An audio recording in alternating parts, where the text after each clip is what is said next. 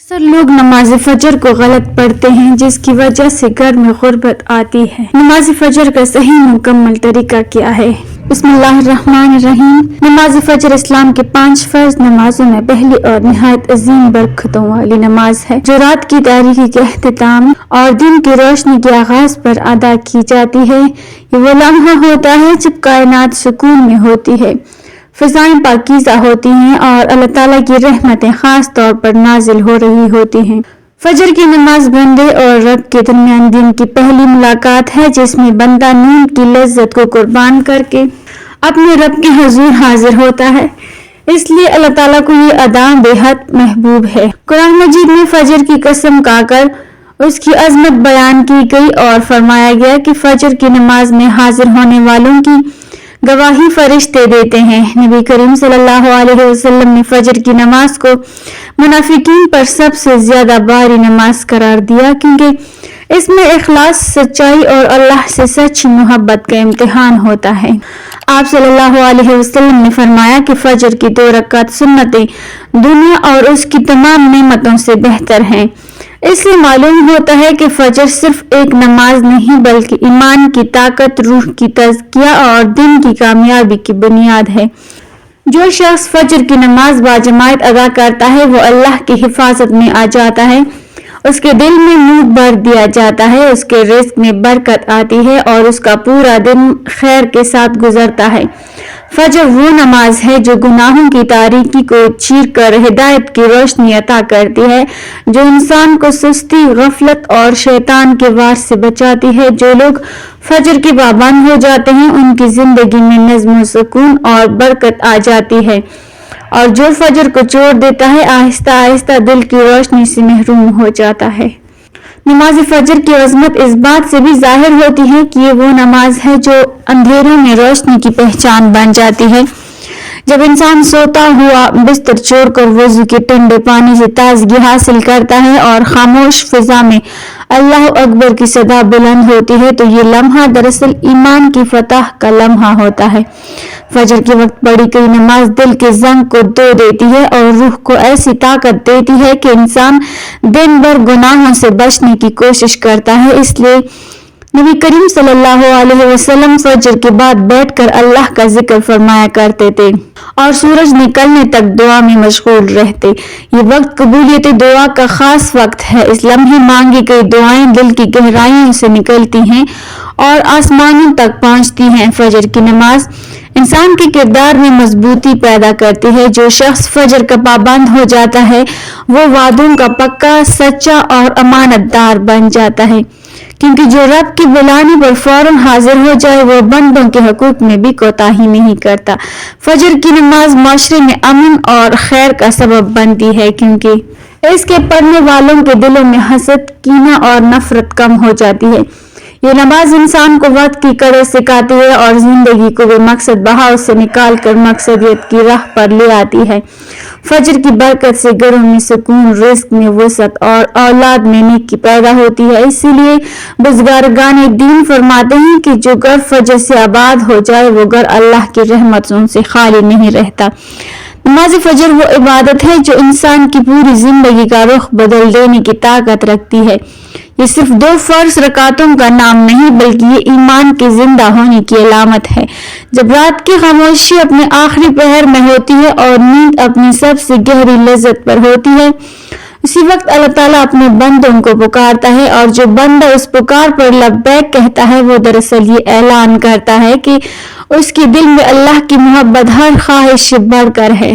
فجر کا وقت فرشتوں کی آمد و رفت کا وقت ہے۔ ایک جماعت رات بھر کے اعمال لکھ کر واپس جاتی ہے اور دوسری جماعت دن کے اعمال لکھنے کے لیے آتی ہے، اور دونوں اس بات کی گواہی دیتے ہیں کہ یہ بندہ اللہ کے سامنے سجدہ ریز تھا۔ اس لیے قرآن میں فرمایا گیا کہ فجر کا قرآن پڑھنا مشہود ہے، یعنی اس وقت پڑھی جانے والی تلاوت پر فرشتے حاضر ہوتے ہیں۔ نماز فجر دل کو ایسی روشنی عطا کرتی ہے جو دن بھر کے فیصلوں میں انسان کی رہنمائی کرتی ہے۔ جو شخص فجر کے بعد قرآن کی چند آیات پڑھ لے یا اللہ کا ذکر کر لے اس کے دل میں سکون اتر جاتا ہے اس کی پریشانیاں ہلکی ہو جاتی ہیں اور اس کے معاملات میں آسانی پیدا ہو جاتی ہے۔ فجر کی پابندی انسان کو نظم و ضبط سکھاتی ہے۔ وقت پر اٹھنا، وضو کرنا، مسجد جانا یا گھر میں باجماعت نماز ادا کرنا، یہ سب انسان کے کردار میں مضبوطی پیدا کرتا ہے۔ اس لیے صالحین فرماتے ہیں کہ اگر تم یہ جاننا چاہتے ہو کہ تمہارا رب سے تعلق کیسا ہے تو اپنی فجر کو دیکھ لو۔ نبی کریم صلی اللہ علیہ وسلم نے فجر کی نماز کو دنیا اور آخرت کی کامیابی سے جوڑا۔ آپ نے فرمایا جس نے فجر پڑھی وہ اللہ کے ذمے میں آ گیا، یعنی اللہ تعالیٰ خود اس کی حفاظت فرماتا ہے۔ اس دن کوئی آفت یا اس پر غالب نہیں آتی مگر وہ اللہ کی اجازت سے ہی ہوتی ہے۔ فجر کی سنتوں میں جو خیر چھپی ہے اس کا اندازہ اس بات سے لگایا جا سکتا ہے کہ آپ صلی اللہ علیہ وسلم انہیں کبھی نہیں چھوڑتے تھے، چاہے سفر ہو یا حضر۔ یہ 2 رکعتیں ایمان کو تازگی دیتی ہیں اور دل کو دنیا کی محبت سے ہلکا کر دیتی ہیں۔ نماز فجر گناہوں کے بوجھ کو کم کرتی ہے کیونکہ یہ نماز دن کے ابتدا توبہ اور استغفار سے کرواتی ہے۔ جو شخص صبح اپنے رب کے سامنے جھک جاتا ہے اس کے لیے دن بھر گناہوں سے بچنا آسان ہو جاتا ہے۔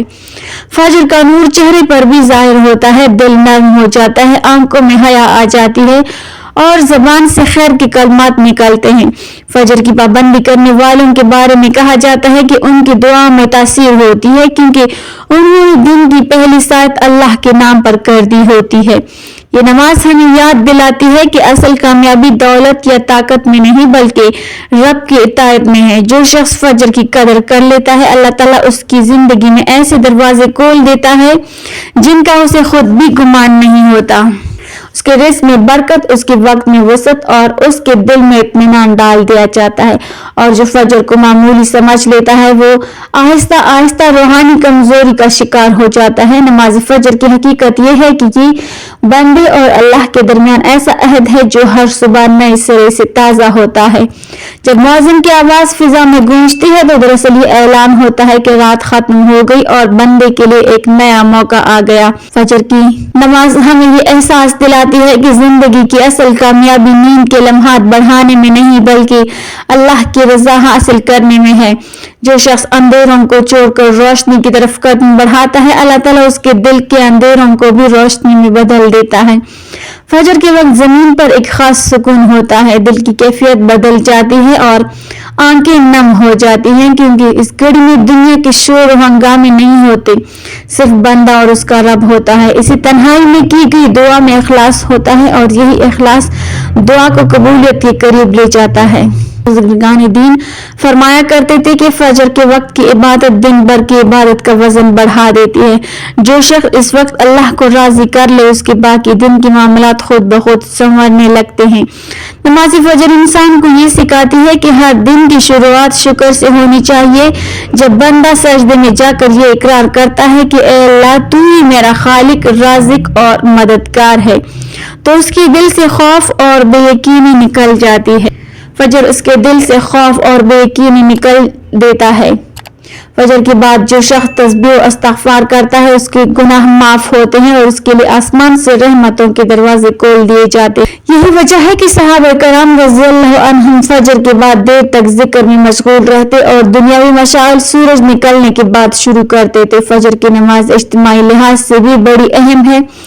مسجد میں کھڑے ہو کر ایک ہی صف میں امیر و غریب، حاکم و محکوم سب برابر ہو جاتے ہیں۔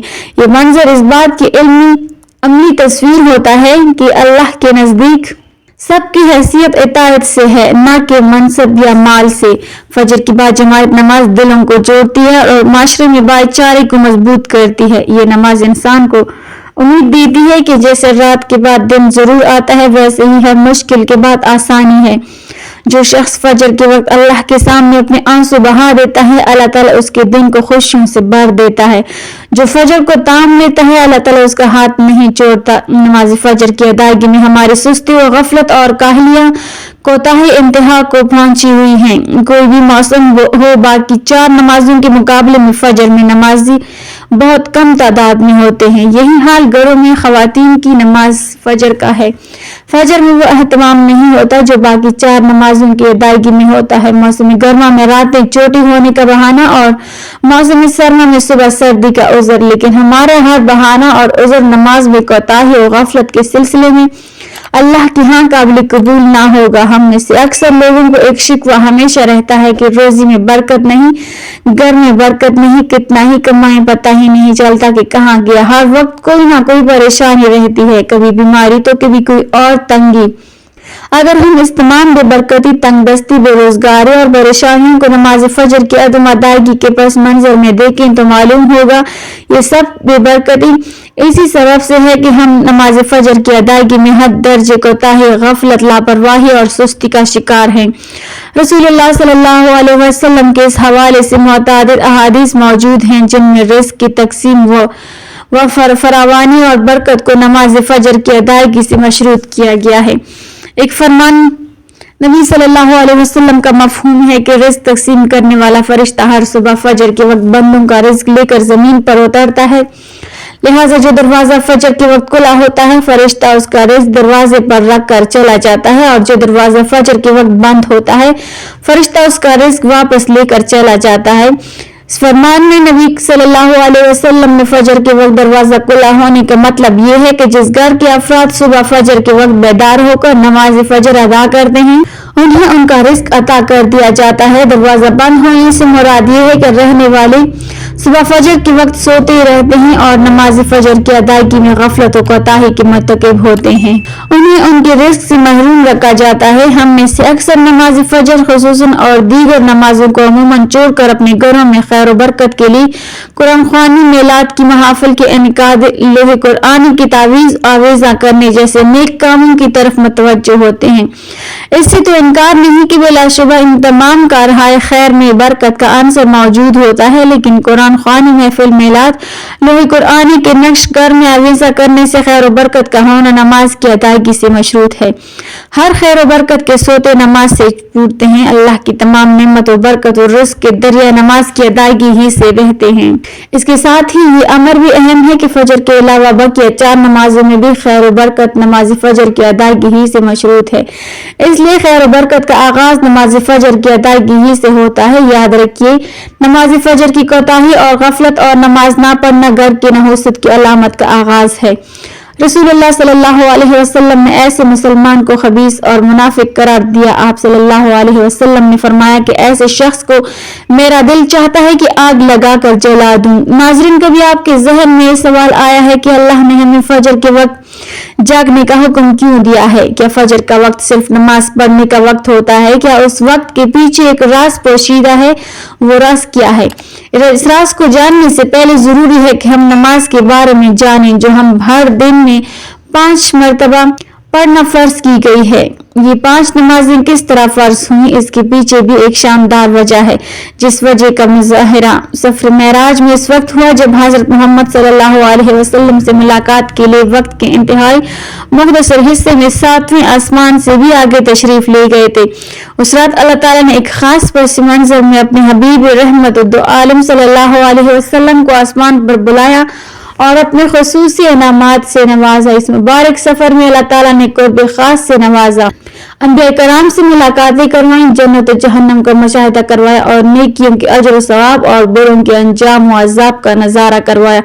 اس عظیم سفر میں بہت سے انعامات سے نوازا گیا، جن میں ایک خاص انعام امت کے لیے نماز کا تحفہ بھی ہے اور قیامت تک کے لیے انسانوں کو اپنے معبود اور خالق سے قریب تر کرنے کا عظیم تحفہ اور عبادت یعنی نماز اسی سفر میں عطا کی گئی۔ معراج کی رات جب آپ صلی اللہ علیہ وسلم کو 50 نمازوں کا حکم دیا گیا تو حضرت موسیٰ علیہ السلام کے کہنے پر آپ نے اللہ سے 50 نمازوں میں نرمی کی درخواست کی، اور ایسا کئی بار ہوا، یہاں تک کہ اللہ نے امت محمدیہ کے لیے دن میں 5 نمازوں کا حکم دیا، جس کے بعد بھی حضرت موسیٰ علیہ السلام نے آپ صلی اللہ علیہ وسلم کو 5 نمازوں میں کمی کے لیے اللہ کے پاس ایک بار پھر جانے کا مشورہ دیا، لیکن تب آپ صلی اللہ علیہ وسلم نے فرمایا کہ میں نے اپنے رب سے کئی مرتبہ درخواست کر لی ہے، یہاں تک کہ اب مجھے حیا آ گئی ہے اور اب میں راضی ہوں اور اس حکم کو ہر طرح سے تسلیم کرتا ہوں۔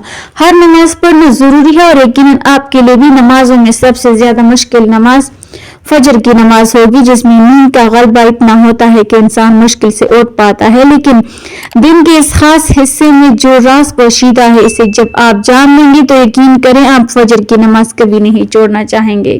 دنیا میں کئی ایسے لوگ ہیں جنہیں سلیپ ڈس آرڈر یا बेख्वाबी की शिकायत होती है, जिसमें वो सारी रात सो नहीं पाते, यानी उन्हें नींद न आने की बीमारी होती है और पूरा दिन कामकाज करने के बावजूद रात को भी नहीं सो सकते। तब कई तरह की ज़हनी और जिस्मानी बीमारियां जन्म लेती हैं और इस स्लीप डिसऑर्डर का शिकार आज हर दूसरा तीसरा इंसान हो रहा है, जिसकी बड़ी वजह अल्लाह के अहकामात को पीछे छोड़कर दुनिया की रंगीनियों के पीछे भागना है। सारी रात जागने के बाद फजर के करीब कुछ देर पहले नींद आ जाती है, लेकिन वो नींद जिस्म को पुरसुकून नहीं करती, जिसकी वजह से अक्सर लोग जागते जागते हर किस्म की दवाइयों के इस्तेमाल के बावजूद जब सो नहीं पाते तो वो अल्लाह से ये सवाल जरूर करते होंगे कि ए अल्लाह, मुझे नींद क्यों नहीं आती, आखिर क्या वजह है। बहुत कम लोग होते हैं जो इस कैफियत में अपने अंदर पैदा होने वाली इस आवाज को सुन पाते हैं, जिसमें उनसे कहा जाता है कि बिस्तर से निकलो, नमाज पढ़ो, अल्लाह का जिक्र करो। और यकीन करें, जो लोग इस आवाज को सुन पाते हैं और इस पर अमल करते हैं, उन्हें ताहयात कभी भी स्लीप डिसऑर्डर की शिकायत नहीं होती।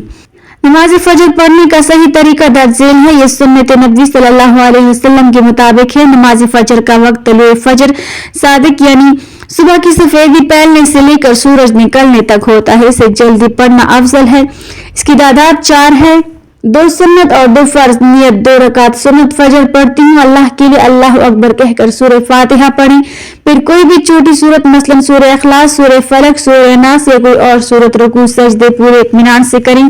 दूसरी रकात में क़यादा, तहियात, दूसरी दरूद शरीफ और दुआ पढ़ें। सलाम फेंक कर नमाज मुकम्मल करें। सलाम के बाद दुआ करें। नमाज के बाद अज़कार और दुआएं पढ़ें। खास तौर पर फजर के बाद की मसनून दुआएं आम गलतियां जिनसे बचना जरूरी है। जल्दी जल्दी नमाज पढ़ना, इत्मीनान के साथ ना पढ़ना, सूरह फातिहा छोड़ देना यह नमाज का लाजमी हिस्सा है। रुकू सजदा सही तरीके से ना करना, पुश्त सीधी रखें और सजदे में पेशानी, नाक, हाथ, घुटने और पाँव की उंगलियां जमीन पर रखें।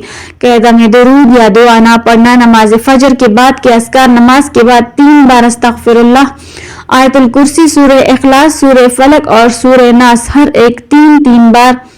ला इलाहा इल्लल्लाहु वहदहु ला शरीका लह 10 बार। आखिर में ये दुआ है कि अल्लाह ताला हमें नींद पर इबादत को तरजीह देने वालों में शामिल फरमाए, हमारे दिलों को फजर की नूर से रोशन करे, हमें आखिरी सांस तक फजर की नमाज की पाबंदी नसीब फरमाए और उसके सदके हमारी दुनिया और आखिरत संवार दे। आमीन। अल्लाह ताला हम सबको 5 वक्त नमाज पढ़ने की तौफीक अता फरमाए और हमारा खात्मा बिलखैर फरमाए। आमीन। नाज़रीन, कमेंट बॉक्स में अल्लाह ताला के 99 नामों में से एक नाम जरूर टाइप करें।